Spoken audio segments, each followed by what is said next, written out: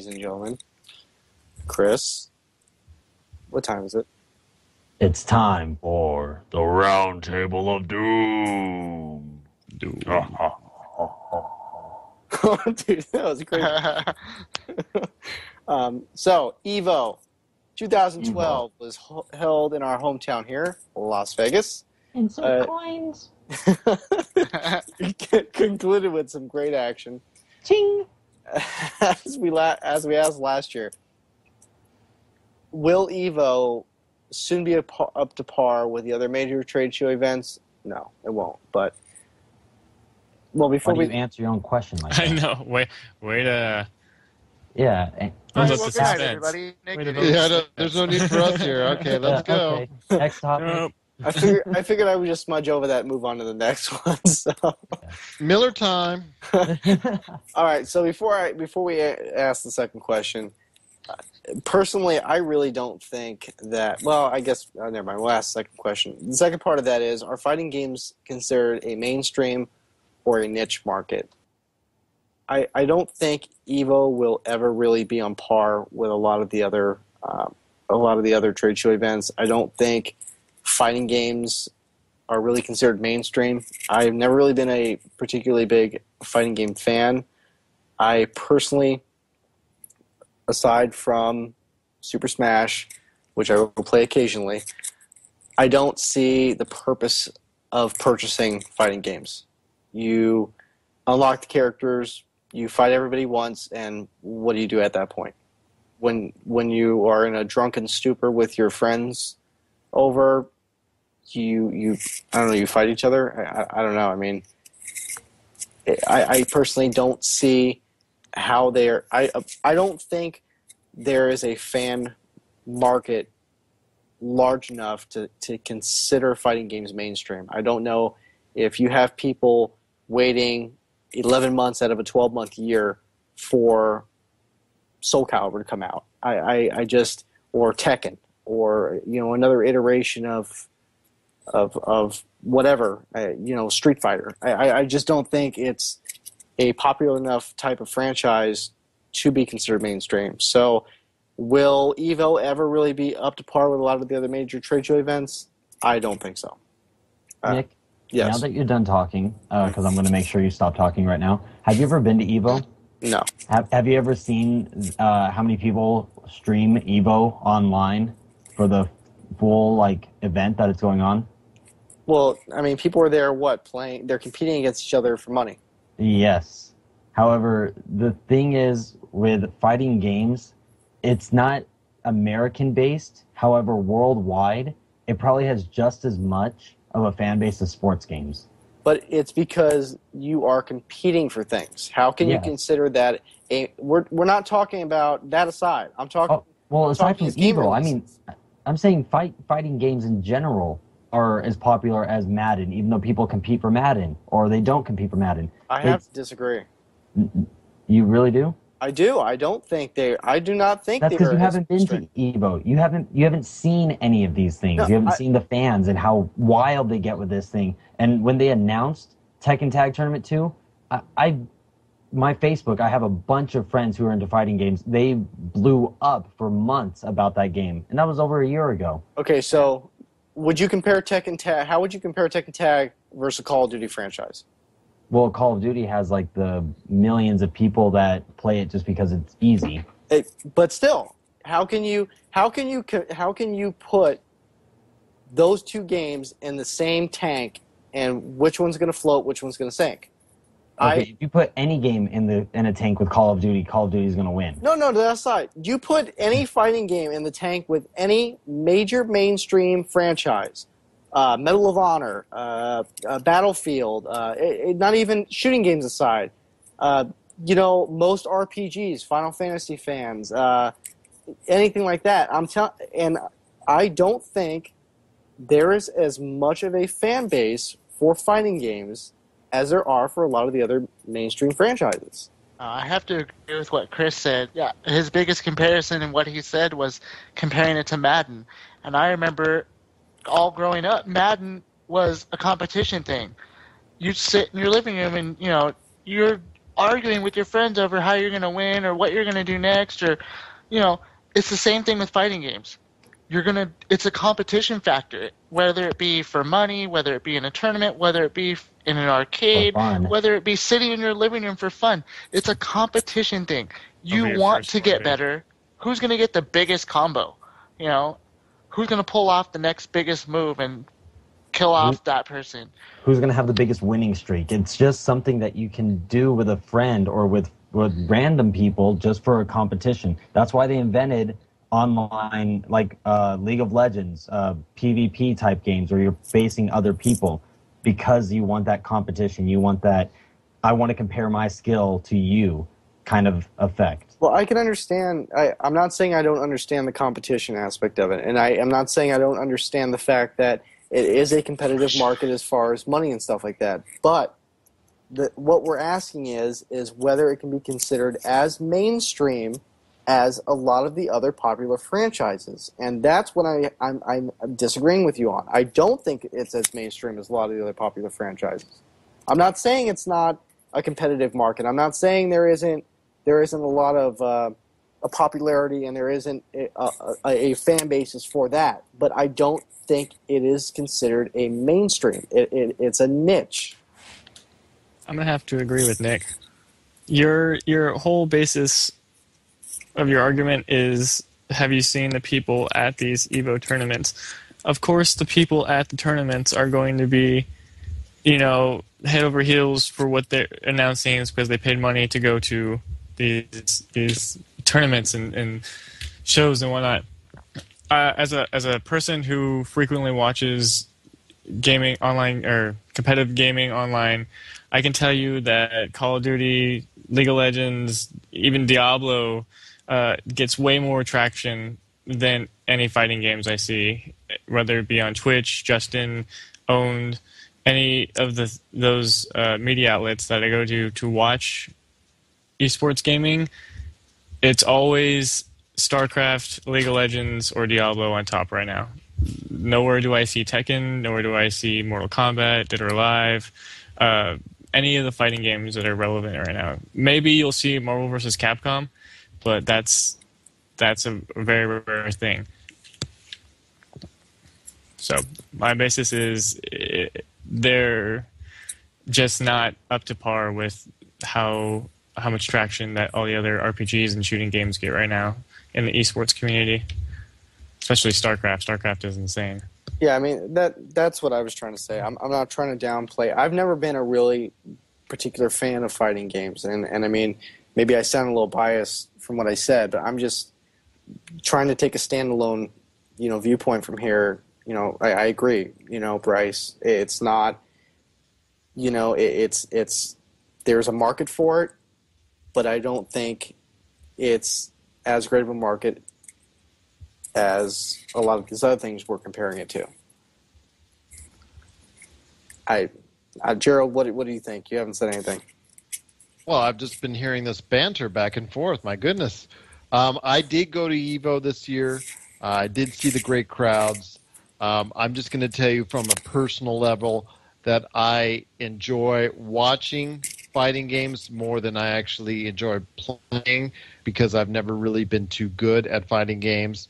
I've played quite a few from Street Fighter on, but I just never been able to get really to the point where I feel that I'm at a highly competitive level, I should say.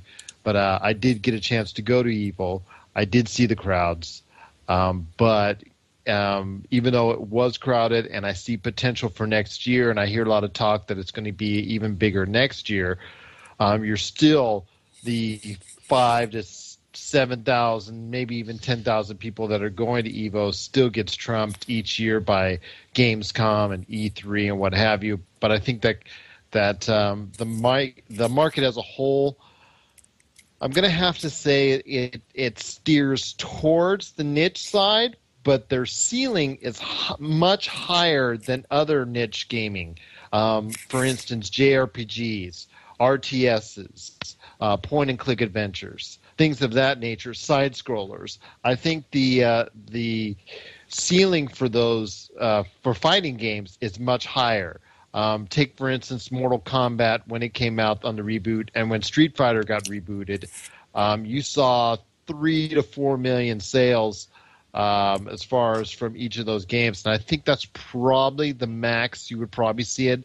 Maybe just a little bit higher depending on the genre, depending on the game. But as a genre, I think it like I said, it's a niche.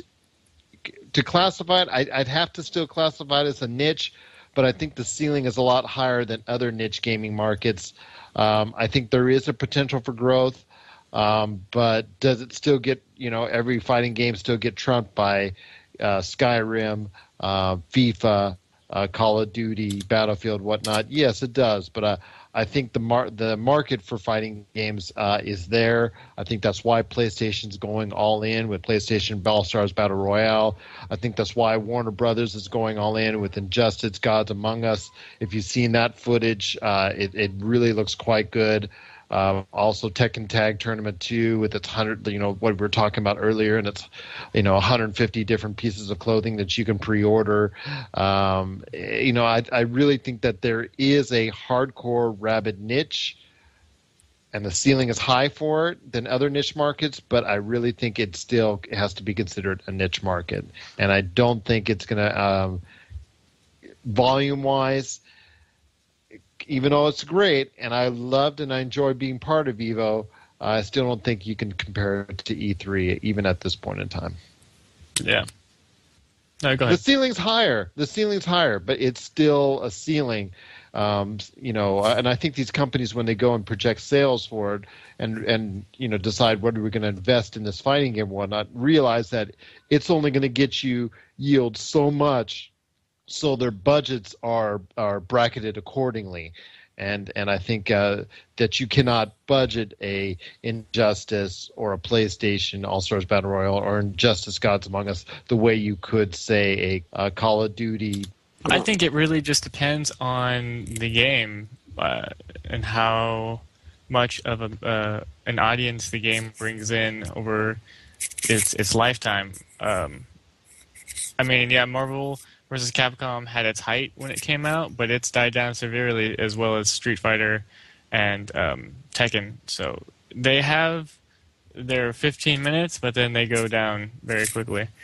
I just don't know. I mean, you have your initial basis of people who, and I understand the excitement. And again, I'm not trying to put down for those people who enjoy fighting games. More power to you. But I think you have those group of people who are genuinely excited, and Chris, I absolutely agree. You have, thousands and thousands and thousands of people, at EVO, for instance, and, hundreds of thousands of people, I'm sure, who like these types of games. But Bryce, you said it right there. You have your 15 minutes of fame, but is it something that long term, let's say 6 months down the road, you still have people buying games like Madden, and you still have people buying games like Call of Duty and things like that. And I think after that initial hype, well, Nick, if I may,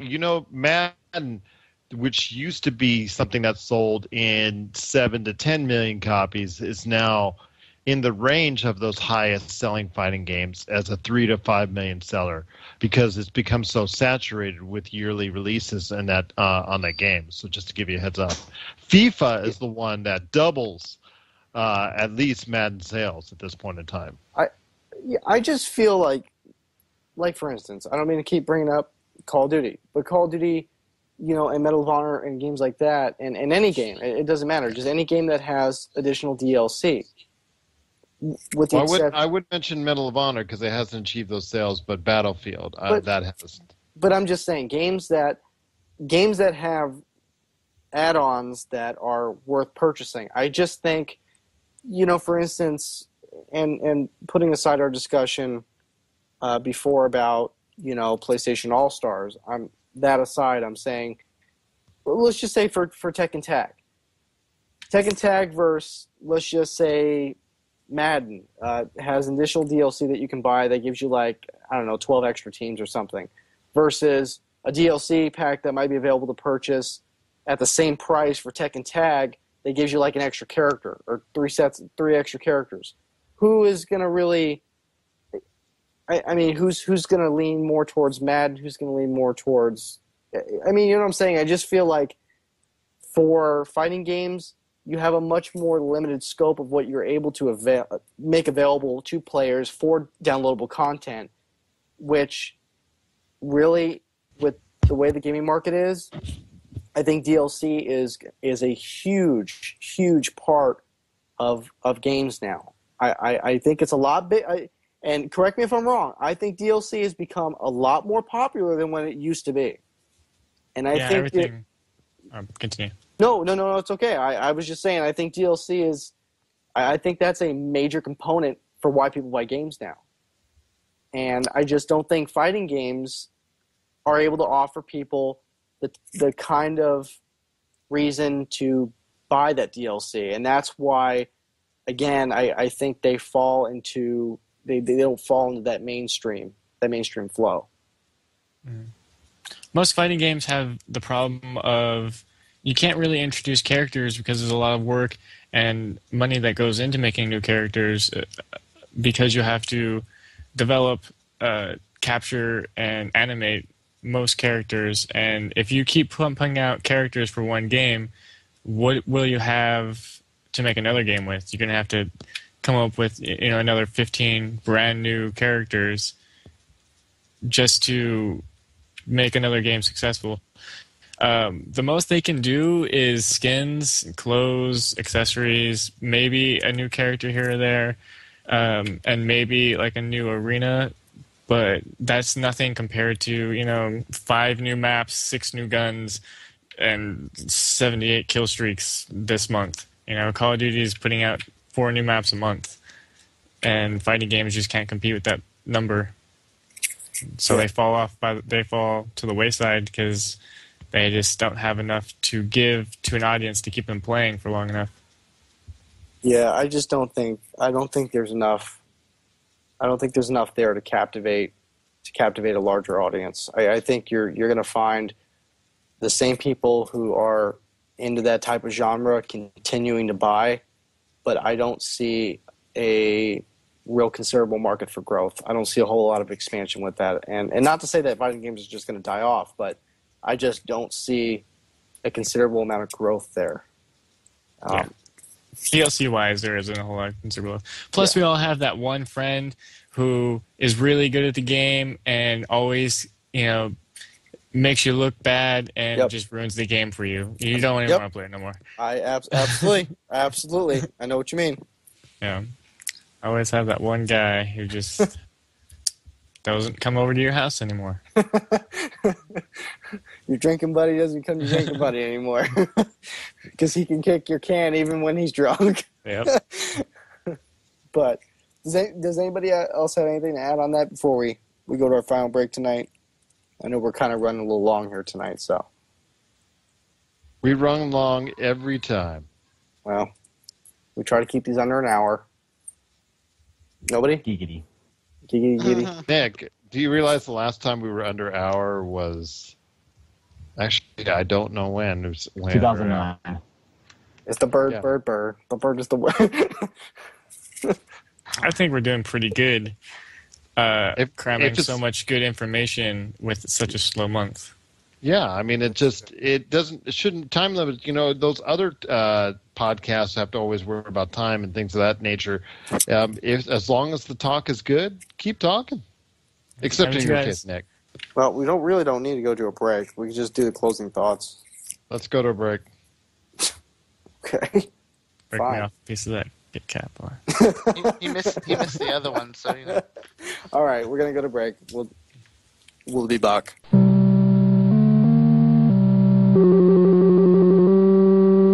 Well, we just wanna close up tonight, guys, and just wanna cover a couple things because we did do some recent changes and updates, and just to let you guys know some of the things we got coming. We want to first off, I posted on Facebook for those who are keeping up on that. If not, make sure you like us, and also pick us up on Twitter.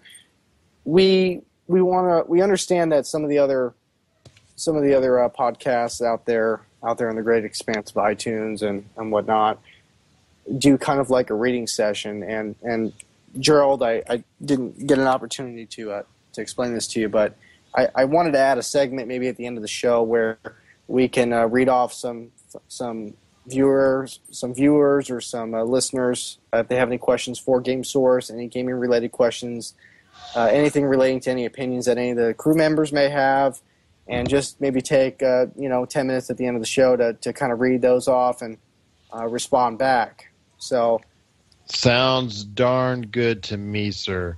All right, so you can and you, like I said, you can check us out on Facebook too, but you can either send that information to info@yourgamesource.com or yourgamesource@yahoo.com. Doesn't matter what it is, of course. But wait. There's also if they have any questions to send in for the ever popular CNC MF podcast. Chris, I'll let you take that away. With CNC, you can get a hold of us, which actually, let me just explain that a little bit more. CNC stands for Chris and Corey, or Corey and Chris, depending on who you ask. Well, don't ask Nick because he kept on getting you guys mixed up at E3. Yeah. So he might as well just call them Chris and Chris or Corey and Corey podcast.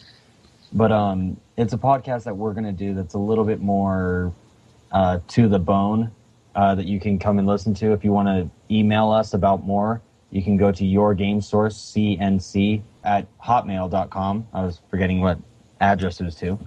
And then you can send in some suggestions about it, or you can ask us anything you'd like, and we'll answer it up on air.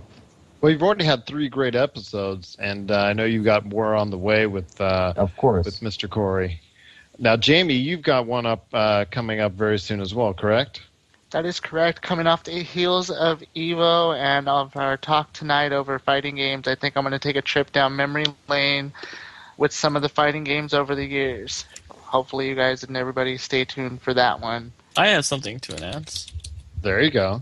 I'm actually going to start doing a weekly, maybe bi-weekly Let's Play with Game Source kind of thing for the website viewers. If you want to join me on various games I own, for now it'll be computer games because my consoles are out of commission, but soon I will fix that. Basically, I'll invite some people to come play with the Game Source staff. We'll play whatever games we feel like playing that day, and we'll make an event out of it. That sounds awesome. And then also, as well, we still got the code contest going on, correct? Yes, the Smite Beta code contest. I'm sure that we'll get more codes for more people pretty soon too. So multiple winners can be awarded. And we're also planning another contest down the line, right around Resident Evil time. Isn't that right, Jamie? Don't start me on that. Yes, if you want to know why Nick just said that, please go to our Facebook and you will see why he just now said that. And yes, Gerald, you are correct on that. We are working on some Resident Evil themed contest. You tack on the 30 minutes of this podcast if I get started on that. Scott is also, a.k.a. Felician. He is working on a secret project. I cannot say on air what it is yet, but he's working on a great project.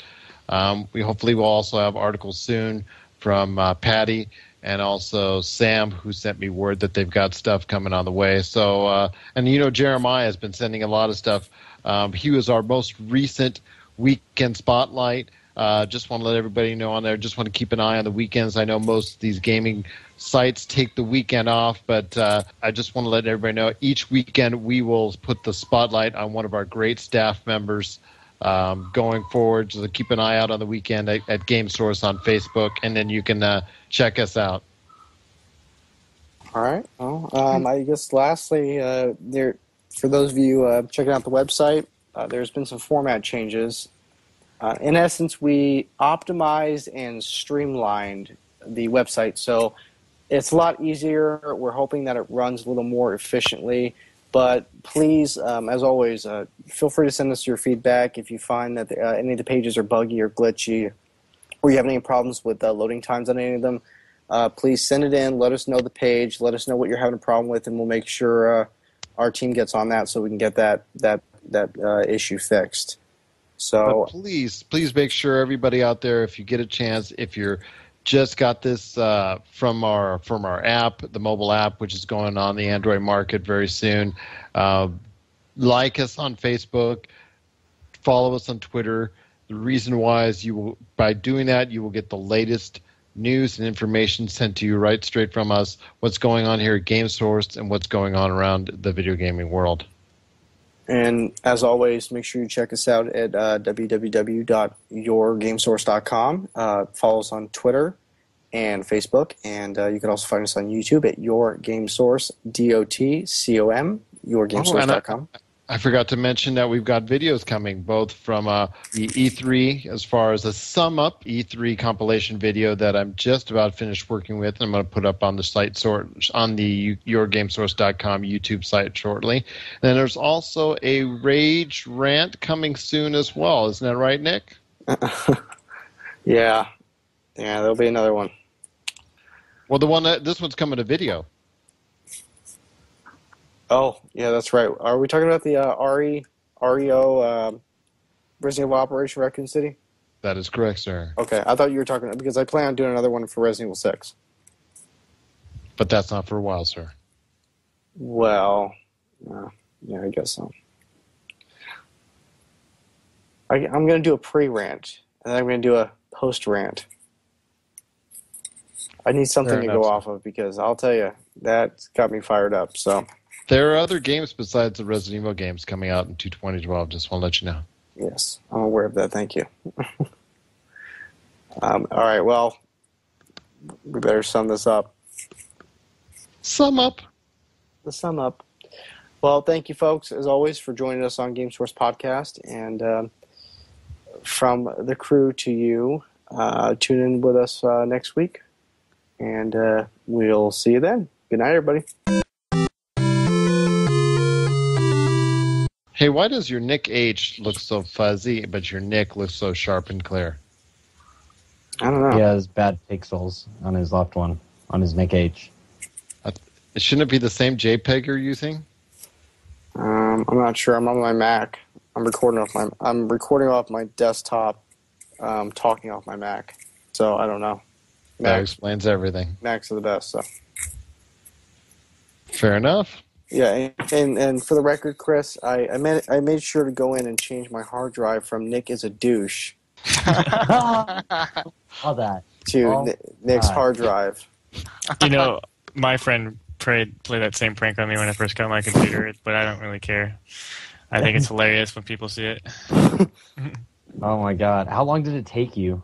No, he told me. Oh, I'm sorry. No, yeah. I don't know. I don't know. I was like, dude.